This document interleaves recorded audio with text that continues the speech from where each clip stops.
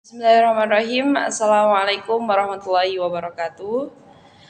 Kami dari kelompok 6 akan mempresentasikan metode penelitian kuantitatif yang berjudul Instrumen Penelitian 2 yang beranggotakan saya Wulan Antira Putri dan dua teman saya yaitu Husnul Khotimah dan Andrian Prasetyo. Di sini kami akan memaparkan materi atau topik pembahasan kita kali ini ada 3. Yang pertama yaitu jenis-jenis instrumen penelitian. Yang kedua contoh instrumen penelitian. Yang ketiga kelebihan dan kekurangan jenis-jenis instrumen penelitian. Langsung saja kita menuju ke jenis-jenis instrumen penelitian. Di sini kami akan membahas 3 jenis instrumen penelitian. Yang pertama kuesioner, yang kedua survei, yang ketiga tes. Yang dimana langsung kita memasuki di jenis yang pertama yaitu kuesioner, yang dimana kemarin sudah di-spill oleh Pak Sigit tentang kuesioner. Maka saya di sini akan menjelaskan sedikit tentang kuesioner itu seperti apa. Baik, yang pertama yaitu pengertian. Kuesioner sendiri yaitu suatu teknik pengumpulan informasi yang memungkinkan untuk menganalisis dan mempelajari sikap, keyakinan, perilaku, dan karakteristik responden yang menjadi objek peneliti yang diinginkan melalui daftar pertanyaan-pertanyaan yang harus diisi atau dijawab oleh responden sesuai dengan keadaan atau lingkungan yang ada. Jadi tidak dibuat-buat, tidak dimanipulasi, tapi kuesioner ini sifatnya harus real atau sesuai dengan kenyataan. Baik, karena kemarin kita sudah di-spill sedikit tentang bagaimana menyusun kuesioner yang benar. Kali ini saya akan membahas sedikit saja bagaimana di sini terdapat prinsip-prinsip kuesioner yang dimana di dalamnya itu berisi tentang prinsip ini menyangkut beberapa faktor, yaitu isi dan tujuan pertanyaan, bahasa yang digunakan dengan mudah, pertanyaan tertutup atau terbuka, negatif, positif, pertanyaan yang tidak mengandung makna ganda, dan tidak menanyakan hal-hal yang sudah lampau atau yang sudah terjadi pada masa lalu. Pertanyaan ini tidak mengarah pada panjang pertanyaan dan urutan pertanyaannya. Jadi selanjutnya pembahasan kedua yaitu survei. Nah, survei ini pengertiannya adalah salah satu metode penelitian yang bertujuan untuk memperoleh gambaran umum tentang karakteristik populasi yang digambarkan oleh sampel. Penelitian survei ini juga dapat didefinisikan sebagai penelitian yang dilakukan dan memanfaatkan berbagai metode instrumentasi guna mengumpulkan informasi yang berkaitan dengan perilaku dan preferensi dari sampel individu tentang karakteristik. Nah, terus apa bedanya dengan wawancara?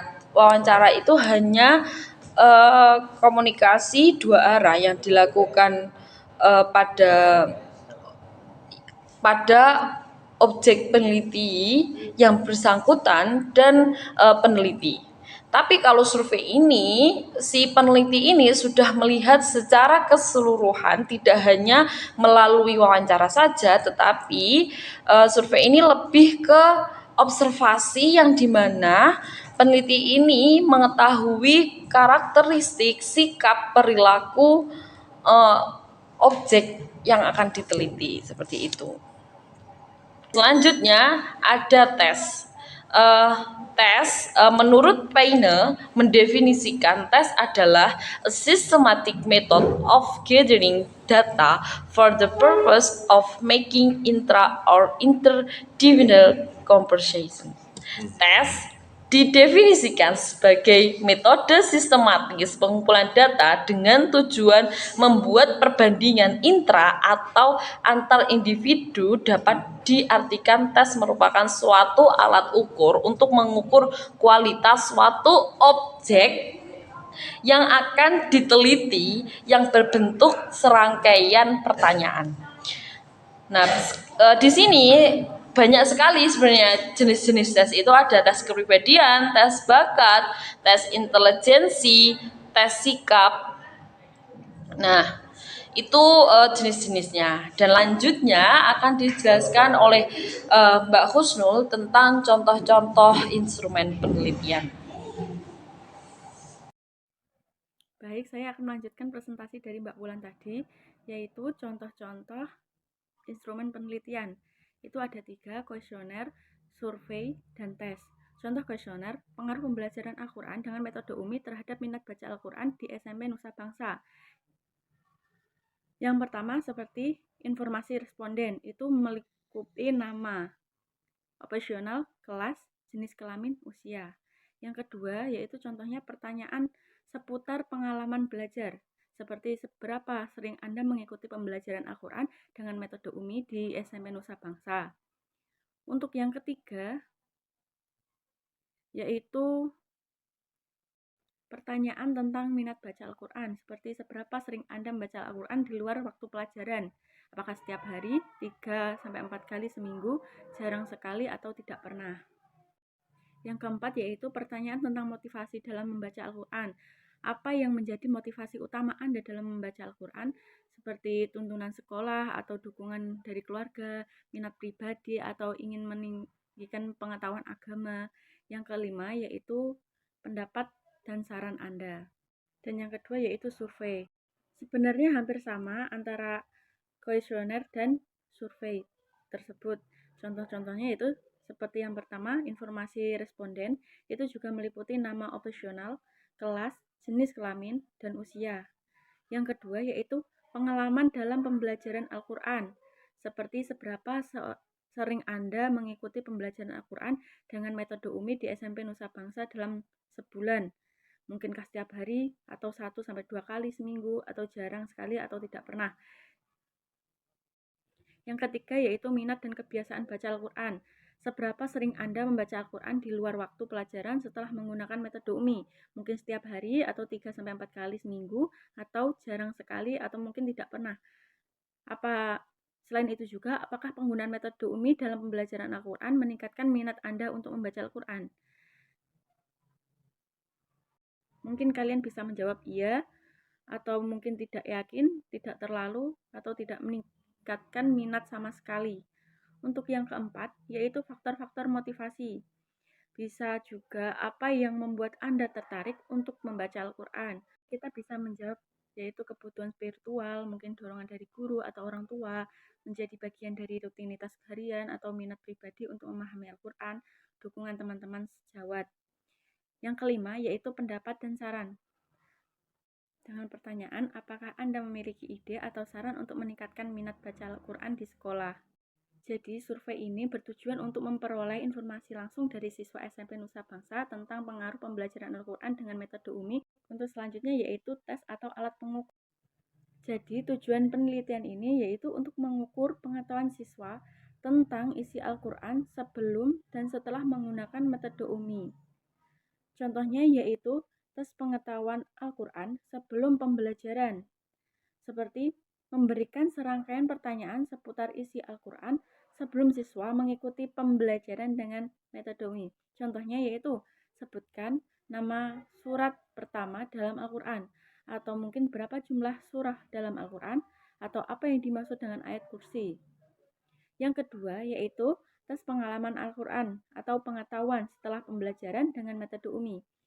Setelah periode pembelajaran dengan metode UMI, berikan tes pengetahuan yang serupa untuk melihat peningkatan pengetahuan siswa tentang Al-Quran.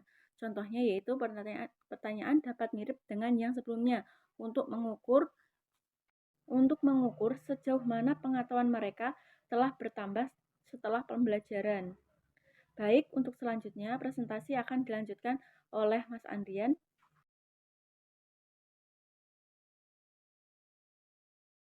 Bismillahirrahmanirrahim. Selanjutnya kita masuk ke kelebihan dan kekurangan. Yang pertama, kelebihan dan kekurangan dari kuesioner. Kuesioner yang telah disebar dan juga sudah diterima oleh responden akan memperoleh berbagai informasi di lapangan. Dalam penelitian kuantitatif, kuesioner merupakan instrumen yang paling sering digunakan. Maka dari itu, kuesioner mempunyai banyak kelebihan dan kekurangan. Contoh dari kelebihannya yaitu dapat mengungkapkan pendapat atau tanggapan seseorang secara individual maupun kelompok terhadap permasalahan. Yang kedua, dapat disebarkan untuk responden yang berjumlah dengan waktu yang relatif singkat. Yang ketiga, tetap terjaganya objektivitas responden dari pengaruh luar terhadap suatu permasalahan. Yang keempat, tetap terjaganya keberhasilan responden untuk menjawab sesuai dengan pendapat pribadi. Itu kelebihan dari kuesioner. Yang selanjutnya itu kekurangannya, yaitu tentunya selain mempunyai kelebihan, kuesioner juga memiliki kekurangan. Apa sih kekurangan dari kuesioner? Antara lain, peneliti tidak dapat melihat reaksi responden ketika memberikan informasi melalui kuesioner secara langsung. Jadi, peneliti hanya bisa menerima jawaban yang telah dijawab oleh responden terhadap pertanyaan yang telah disebar. Jadi tidak bisa melihat langsung apakah responden dalam mengisi kuesioner tersebut secara serius atau hanya sekedar menggugurkan wajib. Yang kedua itu responden tidak memberikan jawaban dalam waktu yang telah ditentukan. Jadi di sini kemungkinan besar ada waktu molor responden dalam menjawab. Yang ketiga, responden memberikan jawaban secara asal-asalan. Nah, ini kekurangan yang sangat sulit dimengerti. Kenapa? Karena responden memberikan jawaban asal-asalan, sedangkan kita sebagai peneliti harus mendapatkan jawaban yang signifikan. Itu kembalinya kuesioner tergantung pada kesadaran responden dan menjawab mengirim. Di sini kita perlu kerjasama antara peneliti dan responden. Peneliti harus sabar menanti responden dalam menjawab dan juga harus sabar menanti kiriman dari responden. Apabila kita sebagai responden, kita juga harus sadar bahwa peneliti juga sangat memerlukan itu. Maka kita harus segera menyelesaikan tugas yang telah dikirim. Lanjut, yaitu wawancara. Wawancara merupakan metode ketika subjek peneliti bertemu dengan suatu situasi tertentu dalam proses mendapatkan informasi. Di sini peneliti langsung bertatap muka dengan narasumber atau responden yang akan diteliti. Di sini juga memiliki kelebihan dan kekurangan. Salah satu kelebihannya yaitu mampu menggali info lebih pas dan mendalam. Dikarenakan apa? Tentunya apabila kita wawancara atau tatap muka langsung dengan narasumber, maka kita akan mendapatkan info yang lebih valid, jelas, dan pastinya benar. Yang kedua, kelebihan itu peneliti mau mengembangkan pertanyaan. Di sini peneliti juga mempunyai berhak mengembangkan pertanyaan. Pertanyaannya akan lebih berkembang sehingga penelitian akan lebih menarik atas jawaban dari narasumber. Yang ketiga, tidak pernah memiliki batas waktu pada tingkatan pendidikan untuk tidak mempunyai batasan waktu. Yang dimaksud tidak memiliki batasan waktu di sini apabila kita ingin meneliti suatu objeknya tersebut banyak sekali, tidak ada batasan. Yang keempat yaitu instrumen terbaik. Di sini dapat dikatakan wawancara adalah instrumen terbaik dalam meneliti, karena info yang didapat sudah pasti valid dan juga waktu bisa kita deadline atau kita kerja. Yang selanjutnya yaitu tentunya kekurangannya yaitu membutuhkan banyak waktu dan tenaga. Karena apa? Kita harus meluangkan waktu kita, harus mempersiapkan tenaga kita untuk menemui responden kita untuk melakukan tanya jawab langsung. Yang kedua, keberhasilan itu dari kepandaian wawancara kita, kepandaian berbicara kita atau public speaking kita. Maka secara tidak sadar responden akan menjawab tentang apa yang kita tanyakan. Yang ketiga yaitu kekurangannya, itu responden kita harus jelas. Responden juga kita harus bisa menentukan responden siapa sih yang kita wawancara. Yang wawancara kita itu harus bisa bicara apa tidak. Itu yang kekurangannya ya. Yang selanjutnya, yang keempat, kecukupan data disesuaikan pada kesediaan responden. Di sini responden kita harus responden yang mampu menjawab dari pertanyaan-pertanyaan kita. Setelah responden mampu menjawab pertanyaan itu, maka kita bisa mengembangkannya kembali hingga menjadi penelitian yang menarik. Lanjut yaitu ke observasi. Di sini observasi memiliki kelebihan, itu merupakan alat yang langsung meneliti bermacam-macam gejala. Di sini yang dimaksud meneliti bermacam-macam gejala, apabila ada suatu masalah, maka kita dengan observasi bisa mengetahui apa saja sih yang menyebabkan masalah tersebut terjadi, siapa sih penyebab terjadinya masalah tersebut terjadi. Yang ketiga, untuk kita sebagai observer atau peneliti memiliki sudut daya itu sangat sedikit atau ruang geraknya itu sedikit. Yang ketiga itu kemungkinan misalnya yang serampak dengan terjadinya suatu gejala. Yang terakhir itu banyak kejadian penting tidak dapat diperoleh dengan pengamatan langsung. Jadi di sini kita hanya mengamati, observasi, mengamati suatu masalah. Maka kita tidak bisa langsung mengamati suatu masalah. Tentunya tidak, masalah tidak langsung muncul begitu saja, tidak. Maka itu yang selanjutnya tentunya kekurangannya antara lain banyak kejadian yang tidak dicapai dengan upaya. Tidak sesuai peneliti tidak sesuai dengan kehidupan pribadi yang sangat rahasia. Yang kedua itu peneliti mengetahui dirinya